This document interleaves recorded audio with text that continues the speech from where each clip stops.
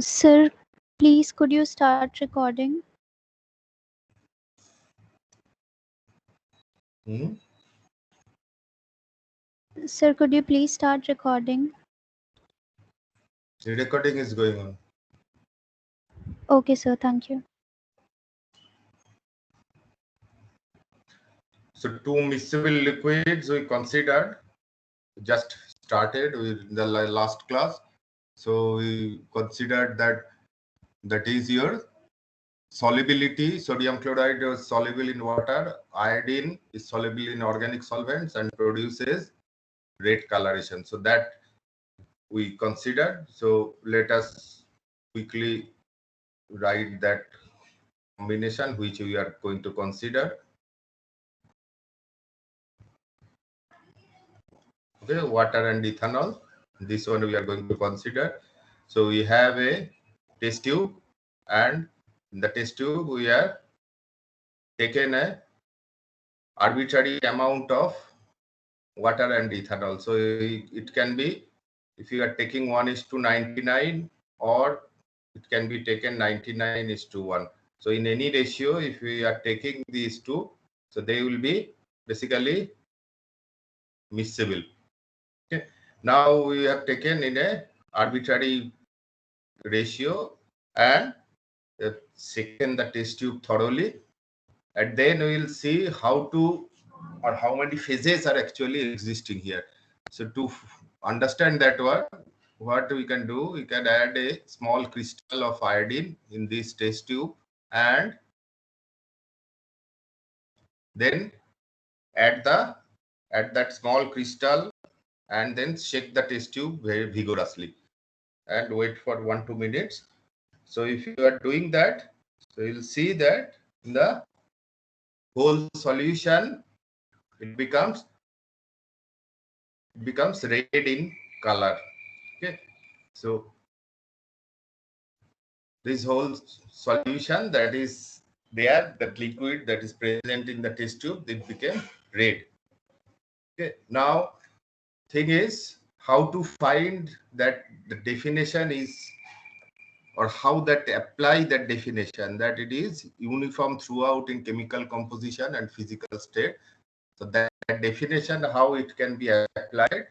So for understanding that one, so what we will do, we will take with the help of dropper. So dropper, I think you have seen in your practical classes, it is a glass apparatus which is used for adding indicators. If we want to use, say, adding few drops of a solution or few drops of a solvent, so dropper can be also used. So we can take a clean dropper and take samples from different part of the test tube and check the concentration of iodine. So if we are doing that, so iodine concentration, you remember, it is a any colored material, its concentration can be checked with a very simple apparatus, simple instrument, and with that instrument someone can find the concentration of any colored material very simple manner.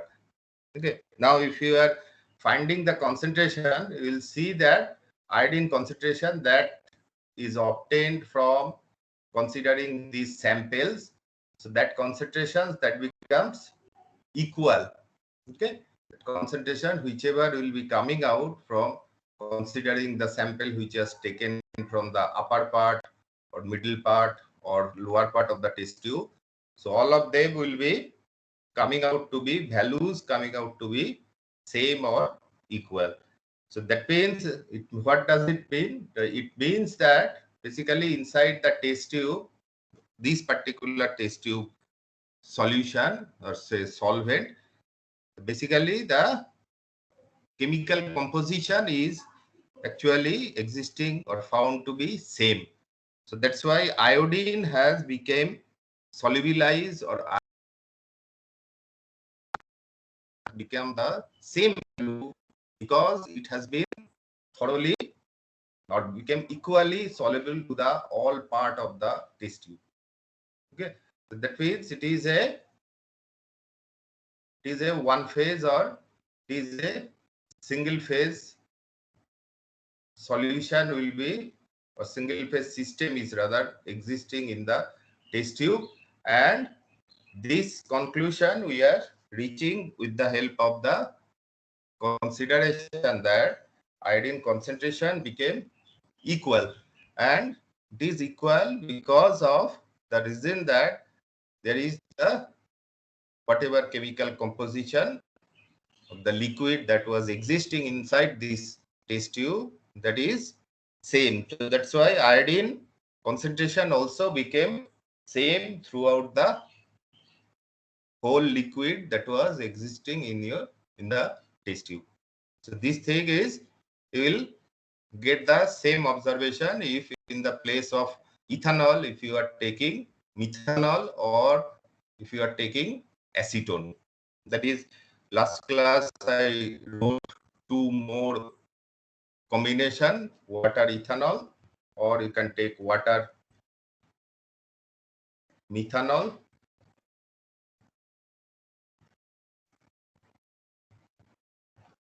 Sorry.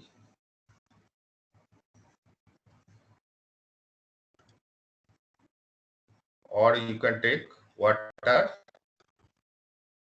acetone. So all these basically, all these cases you will reach the same conclusion, same outcome you will observe here.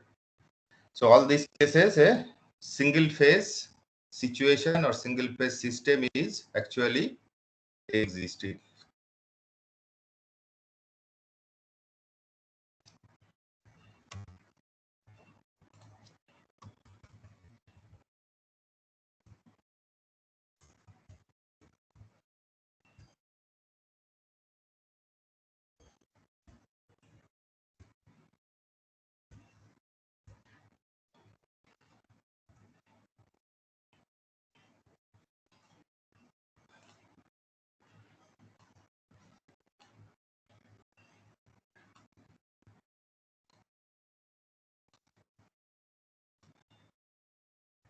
Okay, now let us go back to the original PowerPoint slide, PPT slides.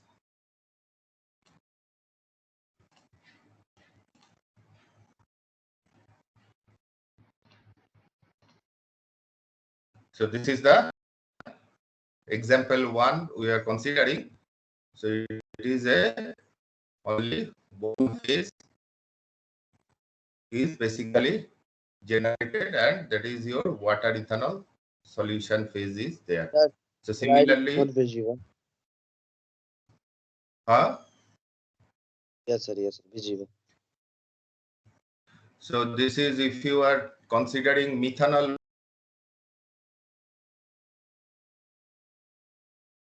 observation with ethanol water or ketone water system. So this was the example one where we are considering two miscible liquids. Now let us slightly change the system. We'll be considering two immiscible liquids now as the second example, and we'll see how or how many phases are existing in that given system. So we'll go back to the whiteboard again.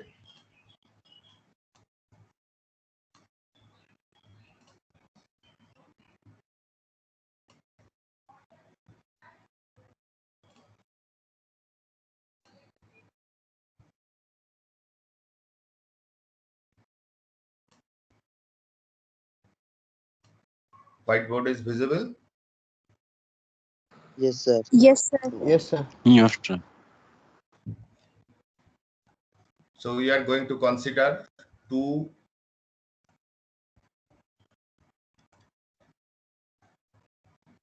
immiscible liquids we are going to consider here. So that is here. Someone can take water and chloroform, or water and dichloromethane, or water and benzene. Okay, so these are the options. So someone can consider, someone can take for the given type of, for considering this particular example. Now let us do this one or go forward with this example and find out how to get the number of phases for our given system. Okay, so let us take water chloroform, this combination. So we are taking a test tube and adding arbitrary amount of water and chloroform in this test tube, and then we are shaking the test tube thoroughly. And then what will be the observation? So after shaking the test tube, so you'll see that inside your test tube you will observe basically two liquids are there. So both will be colorless, but somewhere in some place you will see an interface will be existing. Okay, I have put an arrow there, so you can, so that will be the observation. So if you are taking ethanol, water and chloroform. Now, thing is how to find the number of phases in this case. So this one, let us apply the same concept that we did for the example one. So you can add a small crystal of iodine and put it in the test tube, and then shake the test tube vigorously for few seconds, and then wait for 1-2 minutes to settle down. So once you are doing that, you will see that upper part of the test tube, it will be colorless, and the lower part will be red color. Okay, so that will be the observation. Now the same concept that was, or same methodology rather, that was used in the previous example. So here we can use few droppers and take samples from the colorless part and also take samples from the colored part. So both part you can take few samples with few drops of solution you can take and check the concentration of iodine.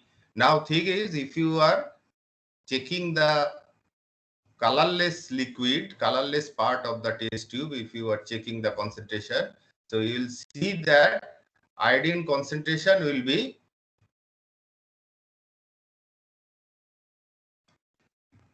it is a coming out to be a zero value. Okay, that is iodine is not basically existing or is present in that colorless part of the test tube.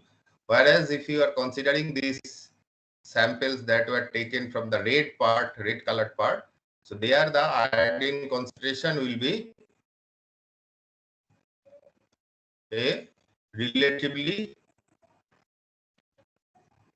will get a of iodine concentration will get there. Okay, so what does it mean? Now it means that basically in the colorless part, that chemical composition, it is different than the part which is red colored inside the test tube. That means there are basically chemical compositions are different inside the test tube. That's why iodine, it is giving a red color in the lower part of the test tube, and the upper part it is the colorless value is, or colorless part is, or colorless liquid is obtained in the upper part of the test tube. So that means there are basically two phases are existing inside your this particular system. So those two phases, what are the name of those phases? The red colored phase, that is your basically made of chloroform. Okay, and its name will be given with the substance with which the phase is formed. So this is called the chloroform phase, and the colorless, this one is be your water phase or aqueous phase.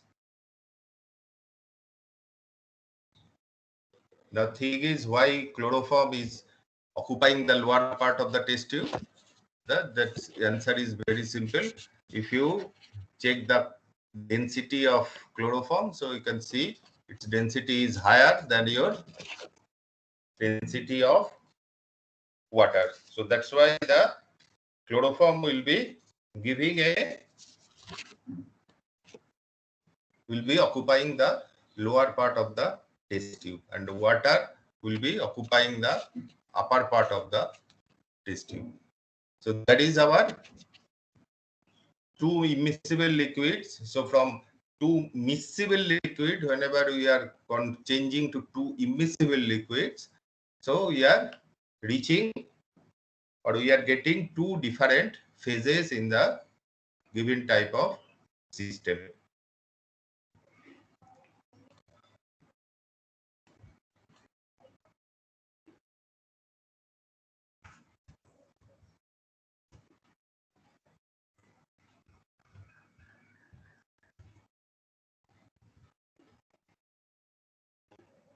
Okay, then we'll just 1 minute, we'll go back to the PowerPoint slide.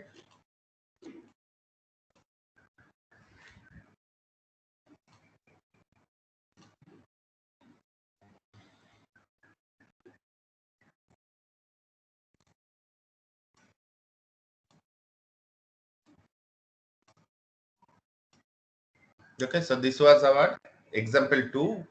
So slide 2 we are considering. So two miscible liquids. So here we'll be getting chloroform phase and your aqueous or water phase. Now similarly, if you are doing with dichloromethane water, so there you will get dichloromethane phase and aqueous phase or water phase in that case. So there is the two immiscible liquids when you are changing from two miscible liquids. So the getting from a single phase system to, or one phase system to two phase system for the example 1 and example 2. So now you'll see the other examples. Now in the example 3 and 4, both will consider jointly. So example 3, this example, it is a solute completely dissolved in a solvent, and an unsaturated solution is produced. So here let us take, say, glucose in water. So glucose is our solute, water is the solvent. So we have taken a large volume of water and we have added a small quantity of the glucose, maybe a pinch amount or very small amount we have added, and we have shaken the whole material, whole thing, and that is making your unsaturated glucose solution. Now thing is, when we are putting a solute in a solvent, basically what is happening there inside that system, say if you are considering substance like iodine, sodium chloride, potassium chloride, this type of ionic substances, so they will be basically, sodium ion will be surrounded by water. Water is a basically dipole. So the cation sodium ion will be surrounded with the negative part of the dipole, and chloride ion will be surrounded by positive part of the dipole. So this is the will be giving us or will be making your sodium chloride soluble, and this mentioned as the solvated. Okay, solvation is occurring there. The thing is, how do you know that solvation is there? That is, solvent molecule water is basically interacting with the cation and anion. So it is a basically ion dipole type interaction. So this interaction is happening. How would we know? Someone can find the enthalpy value for this particular condition, the dissolution of sodium chloride. So that if you are finding the enthalpy change, so that if you are finding, you'll see it is some certain value will be coming there. So that value will be telling us, enthalpy change value is will be telling us that some interaction is basically occurring between your ion, that is sodium chloride, potassium chloride, that sodium ion, chloride ion, and the dipole, that is your water molecule, which is a dipole. So ion dipole interaction is happening there. Now, if in case of glucose, glucose is a covalent molecule. So glucose, we don't have any ion no ion will be present in case of glucose. But in glucose, there will be, if you remember, there will be several OH groups will be present. Okay, if you can remember 10+2 level knowledge, you can remember that one. That will be okay. If you cannot remember, only this much you keep in your mind, that glucose molecule C6H12O6. So that will be having several OH functional groups will be, or several OH functional groups are present in the glucose molecule, and those OH functional groups, they will be basically making the so-called the OH and H2O that are present. So they will be making hydrogen bonding interaction, which is basically making your glucose soluble. Okay, now thing is, once the glucose is soluble, so what is happening there? Now, those OH functional groups are basically getting interacted with H2O molecules. So there will be your hydrogen bonding interaction will be working there, and such thing will be making it is a glucose, solvated glucose.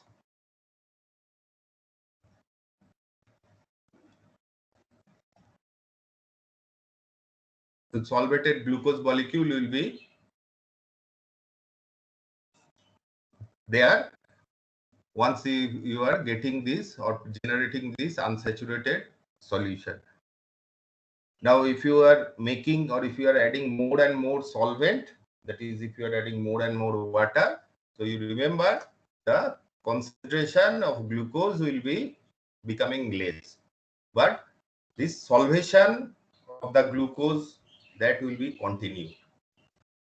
Okay, so which is unsaturated. If you are to add more water, it will be more and more dilute solution. Its concentration will be going down or it will be decreased, but solvation will be still continue. Now, this particular situation, when we are considering or dissolving glucose in water, there basically will be having a single phase system will be existing here, and this will be mentioned as glucose solution phase. Okay, glucose solution phase will be existing in that test tube or in that beaker where you are doing this experiment. Now, then let us move to the example 4, where a solute completely dissolved in a solvent and a saturated solution is being used. So saturated solution is generated or it is used. So what is that saturated solution? The saturation point will be occurring now if we, in that unsaturated solution, if you are adding more and more solute, that is more and more glucose if you are adding, and starting with the help of a glass rod, if you are doing that, then at one point the solution will reach its saturation point. Now thing is, what is happening at the saturation point?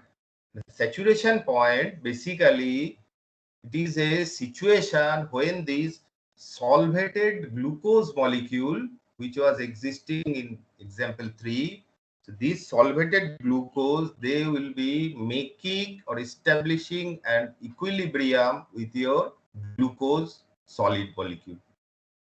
That means at the saturation point, basically we will be having an equilibrium between your solvated glucose and glucose solid. So this glucose solid, remember, this need not be a very large crystal of glucose. It may be a extremely small crystal which is insoluble to our, which is invisible to our vision. Okay, so that glucose solid, that crystal may be such a small crystal which may be invisible to our vision. So that much small crystal will be enough or is enough to establish the equilibrium between your solvated glucose and the glucose solid. So at that particular saturation point, basically will be two phases will be existing. So one is glucose solution phase and other one will be a glucose solid phase. This solid, you remember again and again, I have already mentioned, this is not a very large or big crystal of glucose. It is a extremely small crystal which is invisible to our vision. So that much small crystal will be enough to establishing the equilibrium. Okay, establishing the equilibrium between solvated glucose and glucose solid.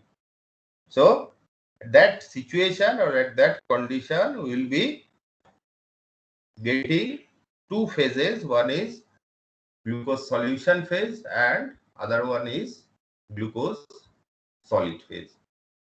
Okay, so this is the example 3. It was only the glucose solution phase was there.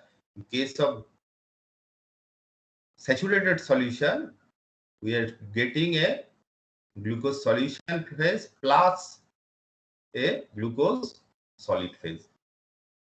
Okay, so that is the thing that is happening when we are going to from an unsaturated solution to a saturated solution.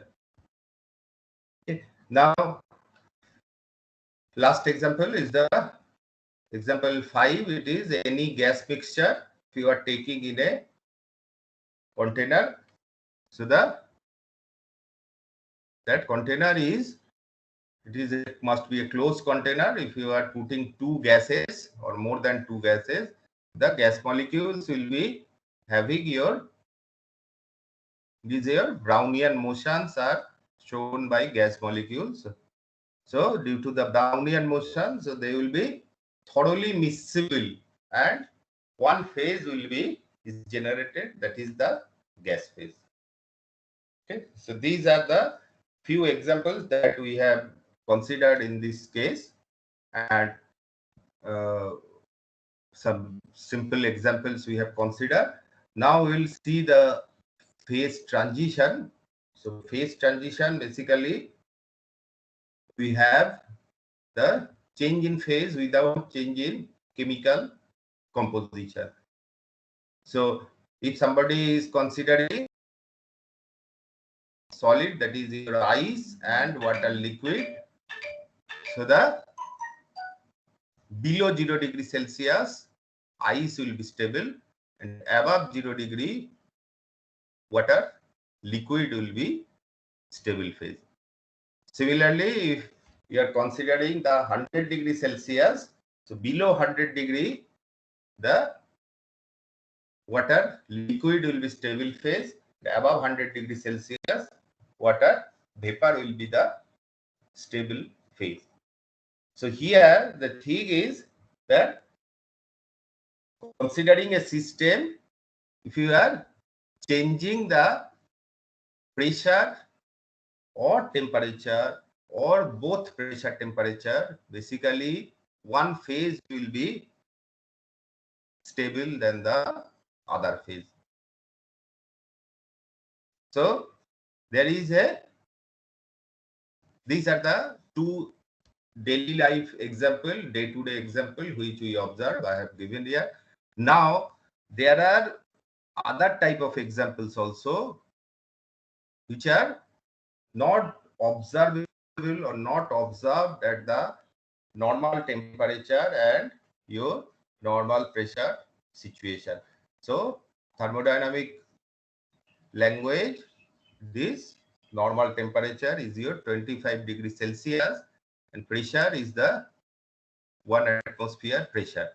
Okay, so under that condition, some phase transition observed may not be feasible. If high temperature and high pressure is, such transition is possible. So here example one is your phase transition. The phase transition diamond both are solid and these two are two different phases of carbon. Okay, now if you are considering graphite diamond phase transition, so this phase transition to observe, you need to have a high temperature which may be 3000 degrees Celsius or more than that, and a high pressure condition which may be 200 or 300 atmosphere pressure is required. So this example is an example where your normal pressure temperature, the phase transition is not observed. However, under a extreme pressure temperature, such transition is possible to observe. So here is the thing that whenever we are considering the phase transition, a thermodynamic function which is called Gibbs free energy, which is denoted by G. So this is basically will be the most important thermodynamic function, and this can be, this is a basically it is dependent on variables pressure and temperature.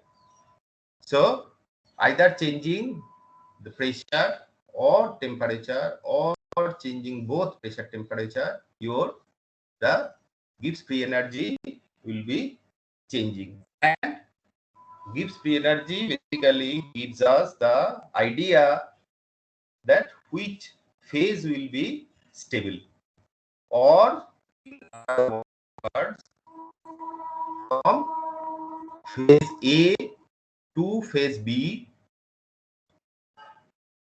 whether phase transition will be happening or it will be not happening.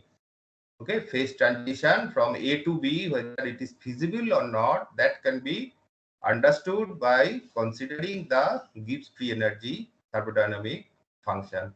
So the thing is, if the Gibbs free energy change, if it is a under fixed pressure temperature, if it is a negative value, so that is your the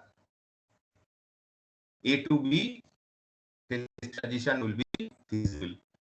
Or in other words, phase which is having lower Gibbs energy at a particular pressure and temperature will be most thermodynamically stable. So this is qualitatively we have considered this one. So remember, we are not going to consider the equation part in this case. So if somebody is interested, he or she can consider the equations, but those equations are not in your syllabus.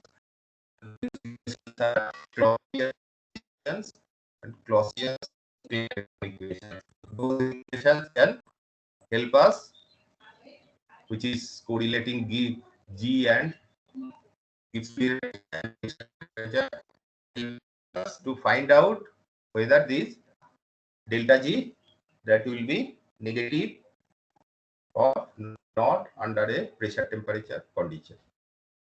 Okay, so that is the phase transition. Now we'll see the go to water phase diagram. So before going to the phase diagram of water, we need to know few definitions. So first definition is the phase diagram. What is called phase diagram? This is a diagram which shows the condition of temperature and pressure at which various phases of a substance are thermodynamically stable. That is known as phase diagram. And in continuation to the phase diagram, we will be also having a term which is called phase boundary. So phase boundary, it is the area or region between the phase diagram, shows the values of pressure and temperature at which two phases are in equilibrium. Okay, so that is the most important part. So you will be having in the phase diagram, we will be having two phases, and the in between two phases there will be boundary. On that phase boundary, that is the phase boundary will be a line, and a line will be basically consist of several points, and on each point basically two phases. Which two phases? The that phase boundary is existing, whichever two in between two phases. So those two phases will be existing in equilibrium on each point of that phase boundary. So phase boundary, remember, there are basically two phases are existing on that phase boundary. That is basically we'll be seeing in the phase diagram part. Now, other than these two, we'll have two more definitions which may be already known to you. One is boiling point. So it is the temperature at which vapor pressure of a liquid, okay, it becomes equal to the external pressure or applied pressure. Okay, so when this external pressure is 1 atmosphere, so we call it as normal boiling point. So you know normal boiling point of water is mentioned as, is known as 100 degree Celsius. So that is normal boiling point. Whenever somebody is writing normal boiling point of this is having this much value, so that is your automatically the external pressure is 1 atmosphere there. Okay. Now another one definition is your melting point. So this is the temperature at which liquid and solid phase of a substance coexist in equilibrium at a specified external pressure. Okay, and this when this external pressure is 1 atmosphere, we call it as normal melting point. Now, this melting point, boiling point, these are the characteristic physical property of the substances. Say if you are given, say, water, you are given ethanol or methanol. So all these are colorless, clear colorless liquid. So you can identify them finding the chemical composition, that is instrumental way, or you can find the,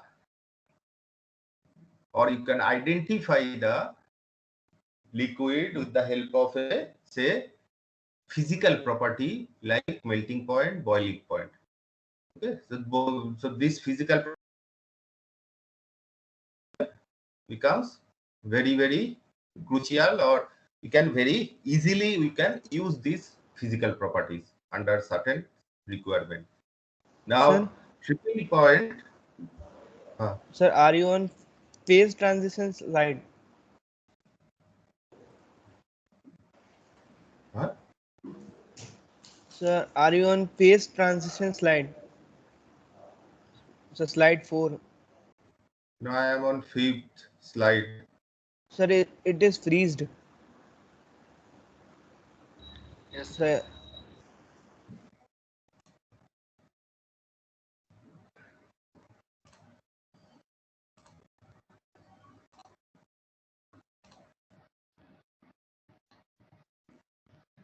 Sir, Slide 5 is visible.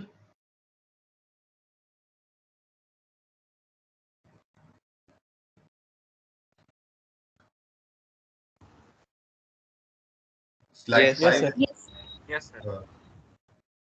Yes, sir. so these are the definitions we have considered. Now slide 6 is there, it is visible. Yes, sir. Slide 6 is visible, triple point Yes, sir. definition. Yes, sir. So, so melting point, boiling point, these are the physical properties which maybe these physical properties may be known to you already. But with that one, we have another physical property which is the called the triple point. So this is a, it is defined as the point on the phase diagram where three phases of a substance simultaneously coexist in equilibrium, and this is obtained, or this is represented by a points where three phase boundaries are meeting. Okay, so meeting point of three phase boundaries give us a triple point, and this is a physical property, characteristic physical property of a pure substance. So if you, as example, if you consider pure water, so triple point pressure will be 6 into 10 to the power minus 3, and triple point temperature will be this 273.16 Kelvin, that is 0.01 degree Celsius.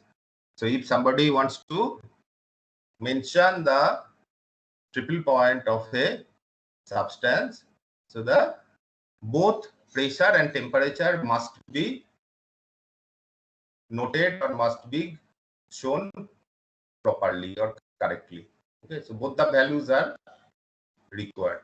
So these triple points, this is a, basically it is a characteristic physical property of a pure substance. So these are the few definitions which we need to know. That phase boundary, slide 5 is visible.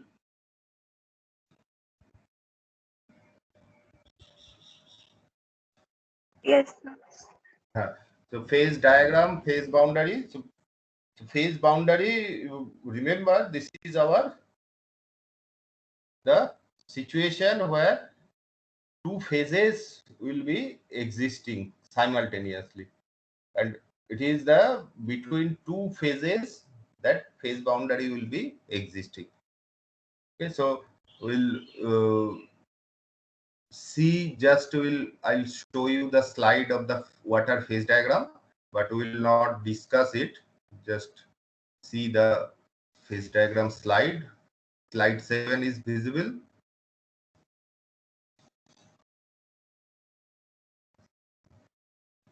Yes, sir. So you can see that x-axis is your temperature, and y-axis is the pressure. So this temperature pressure we cannot be interchanged. Okay. So x-axis it will be always temperature, y-axis is your pressure, and you can see the solid lines. One triple point is shown here with the help of an arrow, and from triple point you can see 3 solid lines has been drawn. So all these 3 solid lines are your phase boundary. Okay, so now phase boundary between which phases? Now between two phases, in between those two phases where it is demarking or it is existing. Say suppose left hand side you can see water solid, in the middle part I have written water liquid, and then I have written water vapor. So from the triple point, if the line which is going towards the origin, okay, so that I have put a red line, you can see. So that blue line basically is phase boundary between water solid and water vapor.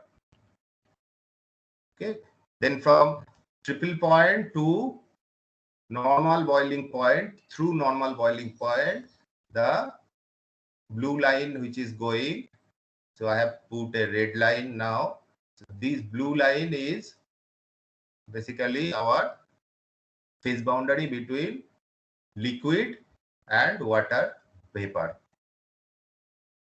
And a negative slope line is drawn here or is existing here, which is between solid and liquid phase boundary. This negative slope, this line, I am putting an arrow on this line to indicate this line, blue line. So this is a very, very crucial thing. Okay, this must be drawn whenever you are drawing this curve. So you must draw it with a, so that it looks like a negative slope. So this one is very, very crucial in the water phase diagram. Okay, so this is your phase boundaries. Now remember here, solid, liquid, vapor, these are the 3 state of matter. Okay, now the state of matter and phase of substance, these two are different. In case of water, although we have written solid, liquid, vapor, but remember state of a matter and your phase of a substance, these two are two different things. How we can justify or rationalize this? We can remember sulfur, we have rhombic sulfur and monoclinic sulfur. Both of them are solid. Okay, but rhombic sulfur and monoclinic sulfur, these two are two different phases of sulfur. Same way, if you consider carbon, so graphite and diamond, just 2-3 slides before we were considering the graphite diamond phase transition. So graphite and diamond, these two are two different phases of carbon, but they are, both of them are solid. So don't make these two equal. That is, phase of a substance is nothing but the state of matter. Don't think in this way. It is a basically wrong idea. So these two are basically two different things. In case of water, it is shown with H2O, solid, liquid, vapor. That is okay. But there are few more things are there which I have not shown here, that we will discuss in the next class. So semi-quantitative is written here and simplified. Two things I have written. So why these things are written, that we'll discuss in the next class. Okay, so we are stopping this part.